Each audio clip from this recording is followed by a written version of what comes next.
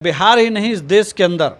Law and order बहुत मजबूती से काम करता है और जहाँ कहीं भी इस तरह की चीज़ें होंगी कानूनी कार्रवाई उस पर होगी, चाहे वो बीजेपी के हों, चाहे वो जेडीयू के हों, चाहे वो पप्पू यादव भी क्यों नहीं हो, किसी को भी अगर कोई धमकाने की कोशिश करता है तो कानून निश्चित तौर पर वहाँ काम करेगा। राजद के सर्वे सर्वा के साथ हथकड़ी में एक तस्वीर है और बगल में तेजस्वी यादव खड़े हैं, तो वो कोई संत और महात्मा नहीं है और वो किसी आंदोलन में जेल नहीं गया है। और दूसरी तस्वीर जो आप बता रहे हैं कि सिवान के मरहूम नेता शहाबुद्दीन जी के पुत्र ओसामा जी का, उनकी पत्नी का भी और उनकी पत्नी का भी जिस तरह से उनका इन्वॉल्वमेंट रहा है, चाहे वो गैंगवार का रहा हो, चाहे वो अपने रिश्तेदार के यहाँ जा कर के एक संदिग्ध भूमिका जो उनकी रही है, मुझे लगता है कि तेजस्वी जी कहीं A to Z से उतर करके कहीं बिहार को 2005 से पहले ले जाने की कोशिश तो नहीं कर रहा है। नेता प्रतिपक्ष तेजस्वी यादव 2024 के लोकसभा चुनाव से माय बाप कर रहे थे, लेकिन अब देखिए माय के सहारे 2025 के विधानसभा चुनाव के बाद वो मुख्यमंत्री बनने का दावा कर रहे हैं। अब इसी बातचीत करने के लिए हमारे साथ राष्ट्रीय लोक मोर्चा के प्रवक्ता राहुल कुमार हैं। कैसे देख रहे हैं? तेजस्वी यादव पहले माय बाप कहते थे A to Z की पार्टी है, अब फिर से जो है अपने पिता MY समीकरण के सहारे वो मुख्यमंत्री बनने की बात कर रहे हैं और कह रहे हैं कि अब हमारे साथ शहाबुद्दीन के बेटा और पत्नी आ गई है, राजद और भी मजबूत हो गया है और पूरे बिहार में अब राजद मजबूत हो गई है।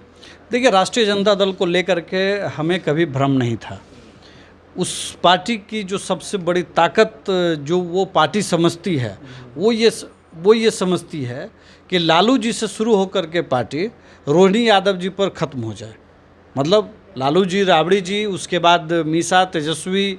और तेज प्रताप, रोहिणी जी और भी कई लोग हैं इस लाइन में।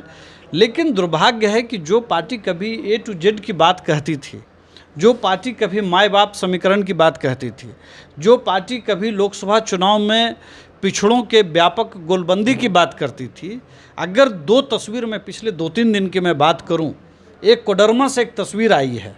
जहां एक बालू माफिया राजद के सर्वे सर्वा के साथ हथकड़ी में एक तस्वीर है, और दूसरी तस्वीर जो आप बता रहे हैं कि सिवान के मरहूम नेता शहाबुद्दीन जी के पुत्र ओसामा जी का, उनकी पत्नी का भी, और उनकी पत्नी का भी। मैं उनकी पत्नी पर कोई टिप्पणी नहीं करूंगा, लेकिन मैं ओसामा युवा हैं, लेकिन मैं पिछले कुछ घटनाओं के बारे में तो ज़रूर कहूँगा। जिस तरह से उनका इन्वॉल्वमेंट रहा है, चाहे वो गैंगवार का रहा हो, चाहे वो अपने रिश्तेदार के यहाँ जा कर के एक संदिग्ध भूमिका जो उनकी रही है, मुझे लगता है कि तेजस्वी जी कहीं A to Z से उतर करके कहीं बिहार को 2005 से पहले ले जाने की कोशिश तो नहीं कर रहा है। आखिर एक तस्वीर आई थी जॉर्ज फर्नांडिस साहब की, जिसमें वो हथकड़ी लगाते हुए,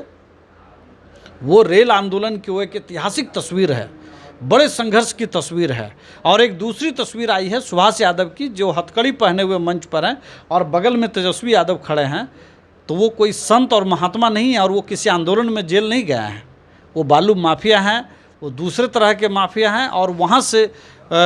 उनको कोर्ट ने जेल भेजा है और वहाँ वो तस्वीर आई है। और दूसरी तस्वीर ये, तो कहीं न कहीं MY समीकरण को मजबूत करने के चक्कर में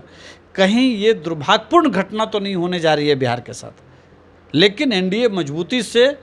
इसको निस्तारबूद करेगा, इसको ख़त्म करेगा। और इस तरह की कोई भी कोशिश, राजद वाले ये कह रहे हैं कि देखिए पहले शहाबुद्दीन जब साथ थे तो मजबूत थे और राजद भी मजबूत थी, अब उनके बेटे आए हैं वो मजबूत करेंगे और तेजस्वी का हाथ मजबूत मुझे लगता है कि 2010 में शहाबुद्दीन जी जीवित थे और तब राष्ट्रीय जनता दल को विपक्षी पार्टी का भी दर्जा नहीं बच गया था। नेता विपक्ष के लिए कुल सदन का 10% होना चाहिए और उस वक्त उनके 22 विधायक थे। तो अगर शहाबुद्दीन जी की वजह से RJD इतनी मजबूत थी, तो तब विपक्ष की भी पार्टी क्यों नहीं रह गई थी? तो ये सवाल RJD को सोचना चाहिए मुसलमान के कि 2005 से पहले,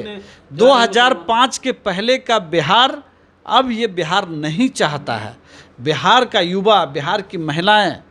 चाहती है एक नए बिहार को, जहां तरक्की हो, डेवलपमेंट हो, नौकरियां हो, रोजगार हो, तरह तरह के उद्योग हों, इंफ्रास्ट्रक्चर हो, और इन सब चीज़ों पर अगर कोई काम कर रहा है तो वो एनडीए कर रहा है। एनडीए की जो कल की जो तस्वीर आई है वो एक तस्वीर विकास की तस्वीर दिखाता है, सामंजस्य की तस्वीर दिखाता है, तालमेल और समन्वय की तस्वीर दिखाता है। लेकिन तेजस्वी जी की जो दो तस्वीर आई है वो तस्वीर डराता है बिहार को। और मैं, युवा नेता हैं तेजस्वी जी, मैं उनसे भी आग्रह करूंगा कि आपको नया बिहार बनाना है तो बचिए ऐसी चीज़ों से। आपको लंबी रेस का पारी खेलना है, लंबी पारी खेलनी है तो आपको निश्चित तौर पर इन चीज़ों से बचना चाहिए। चलिए एक आखिरी सवाल लेंगे। डराने की बात कर रहे हैं, लेकिन इन दिनों केंद्रीय मंत्री सांसद को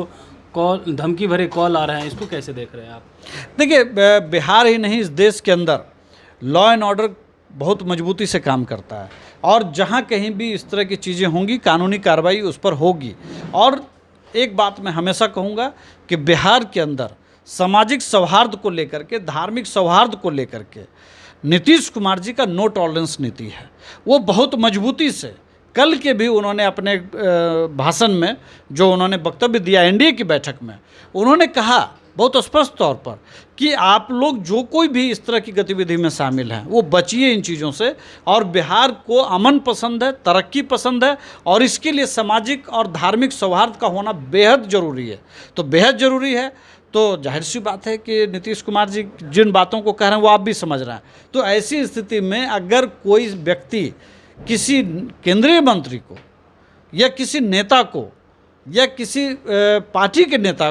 चाहे वो बीजेपी के हों, चाहे वो जेडीयू के हों, चाहे वो पप्पू यादव ही क्यों नहीं हो, किसी को भी अगर कोई धमकाने की कोशिश करता है तो कानून निश्चित तौर पर वहाँ काम करेगा।